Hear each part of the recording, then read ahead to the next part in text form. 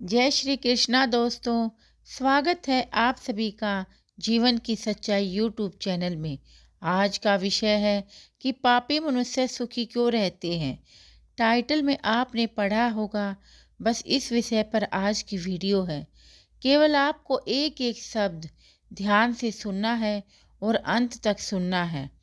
भगवान व्यास मुनि का नाम आपने सुना ही होगा, जो महाभारत के साथ साथ 18 पुराणों के रचयिता हैं, जो स्वयं भगवान श्री विष्णु के अंश अवतार हैं।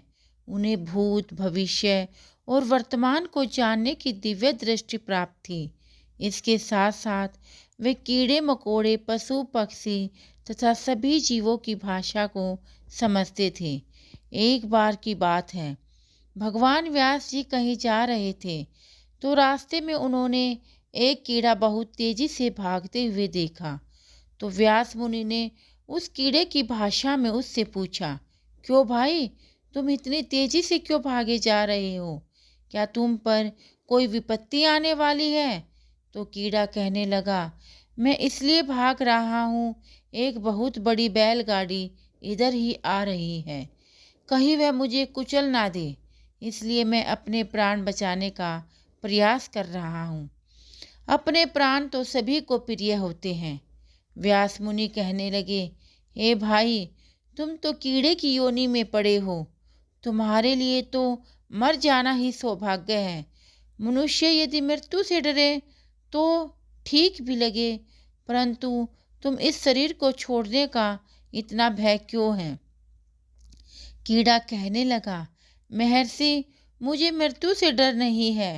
मैं तो यह सोचकर भयभीत हूँ कि मुझे इससे भी अधिक और कष्टदायक योनि ना मिल जाए, मैं कहीं मरकर उन योनियों में ना चला जाऊं।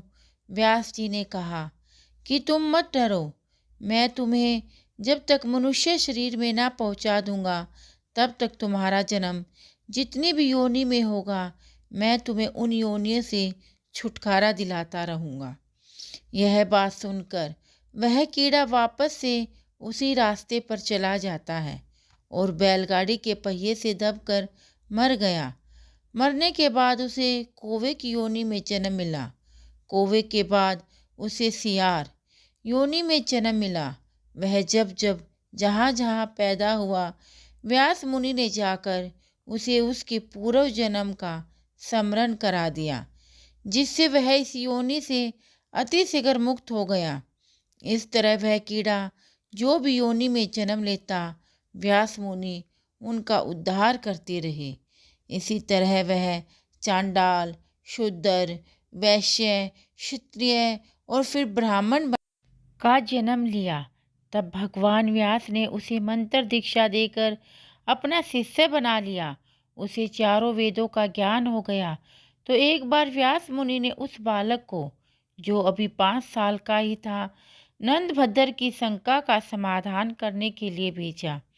नंदभद्र को यह शंका थी कि पापी मनुष्य सुखी क्यों देखे जाते हैं। इस प्रकार से बालक ने नंदभद्र के इस प्रश्न का समाधान किया। उस बालक ने बताया कि जिस मनुष्य ने अपने पहले जन्म में काफ़ी दान किया है, उन्होंने इस जन्म में उस दान का फल प्राप्त किया है।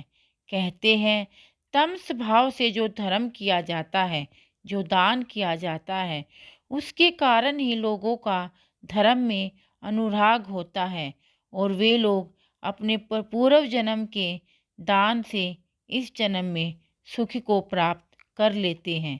चाहे वह इस जन्म में दान ना किया हो, वह पापी दिखाई देते हों, लेकिन अपने पिछले जन्म के दान के कारण वह आज सुखी हैं। लेकिन वह जो इस जन्म में पापी बने हुए हैं, वह परलोक में सुख को प्राप्त नहीं करते हैं। दोस्तों, इस बात में तनिक भी संदेह नहीं है कि इस संसार में 4 प्रकार के मनुष्य पैदा होते हैं, जिसके लिए इस लोक में सुख सुलभ है, परंतु परलोक में नहीं। दूसरे वह जिन्हें परलोक में सुख मिलता है और इस लोक में नहीं। तीसरे वह होते हैं जो इस लोक में भी सुखी रहते हैं और परलोक में भी सुखी होते हैं। और कुछ इस प्रकार के होते हैं जिन्हें इस लोक में भी सुख नहीं होता और परलोक में भी सुख नहीं मिलता। कुछ लोगों के पूर्व जन्म के पुण्य तो नहीं होते, किंतु वह तपस्या करके अपने नए पुण्य को उपार्जन कर लेते हैं। ऐसे लोगों को इस लोक में सुख नहीं मिल पाता है, तो वह परलोक में सुखी रहते हैं।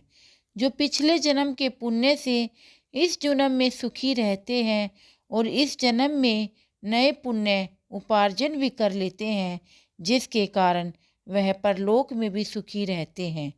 ऐसे मनुष्य तो बहुत ही कम होते हैं जो इस लोक में भी सुखी रहते हैं और परलोक में भी सुखी रहते हैं। जिनका पिछला कोई भी पुण्य उपार्जन नहीं है और वह इस लोक में भी पुण्य का नहीं कमाते हैं, ऐसे लोग ही इस लोक में भी दुखी रहते हैं और परलोक में भी दुखी रहते हैं। दोस्तों, यह वीडियो आपको कैसे लगी, आप कमेंट करके ज़रूर बताना। सभी दर्शकों का बहुत बहुत धन्यवाद। जय श्री कृष्णा।